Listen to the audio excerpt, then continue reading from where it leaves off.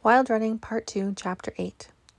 Sam and Anya were cuddled on the couch admiring the freshly cut and decorated Christmas tree and brightly wrapped presents all around it.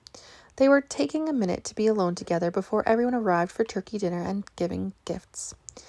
Tori and Sean were slaving away in the kitchen, preparing the feast, and Anya heard the occasional bout of laughter drift through the house from one or both of them. Anya sighed contentedly as she lay her head on Sam's chest, her hand over his heart. "We're getting married tomorrow." "I know." "Sam, I'm nervous." "Why?" "Well, I've never been married before, and I'm worried that I won't be a good enough wife to you," she admitted. She knew they were right for each other, that they fit, but she couldn't help but feel she was going to let him down or disappoint him in some way. Sam chuckled softly and, tucking a strand of her hair behind her ear, tilted her face up to look at him. "Anya, you'll be a wonderful wife," he assured her. "I don't think there's anything we can't get through together." "Are you sure?" "Positive," he said, and kissed the crown of her head. "I love you," she whispered, burying her face in the crook of his shoulder. It always thrilled her to say it, to know that he loved her back just as fiercely as she loved him. She knew better than to doubt herself or doubt him. She firmly believed that their marriage was God-ordained and knew that, as long as they trusted God, he would see her through the trying times that were sure to come in her life and in her marriage. He put his arms around her and hugged her tight. "I love you too." "Hey, you guys, excited about tomorrow?" Blake asked as he entered. The new couch was one of those long, large, L-shaped ones, so Blake sat on the other section of the L, facing Anya and Sam. "Couldn't be happier," Sam replied. Anya grinned.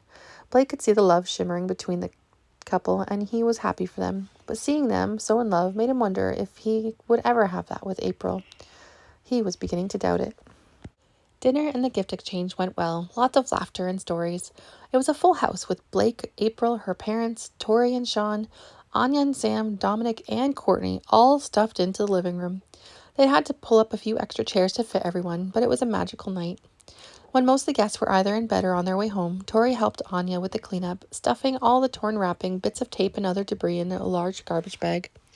"So how are things going with you and Sean?" Anya asked. She was holding the bag open, and Tori was sitting on the ground going through things and tossing the garbage in.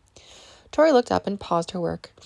"I think I might just be falling in love with him," she confided. "I'm scared, Anya, more scared than I've ever been before."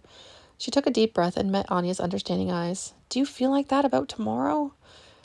"Kind of. I mean, I know I'm bound to make mistakes in our relationship, so I'm worried about that.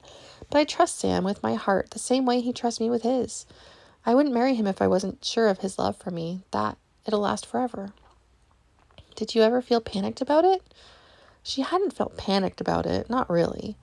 What she and Sam had was solid and steady. She didn't have the same kind of volatile temperament as Tori.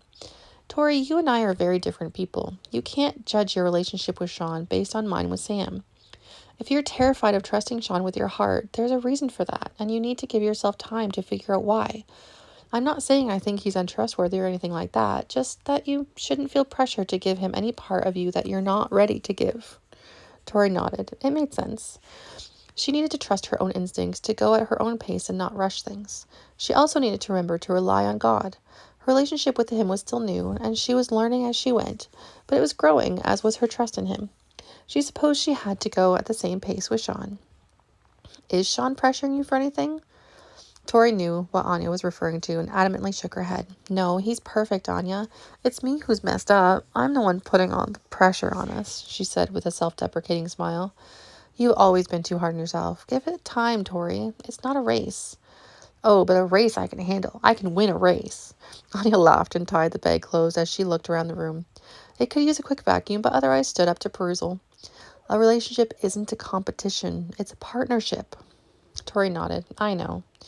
Anya shook her head. If Tori was going into the relationship bent on controlling it and Sean, she sighed to herself, it wouldn't last, or at the very least it wouldn't be happy for either of them. "Here," Tori said, holding out her hand to take the garbage. "I'll put that in the mudroom out of the way while you vacuum."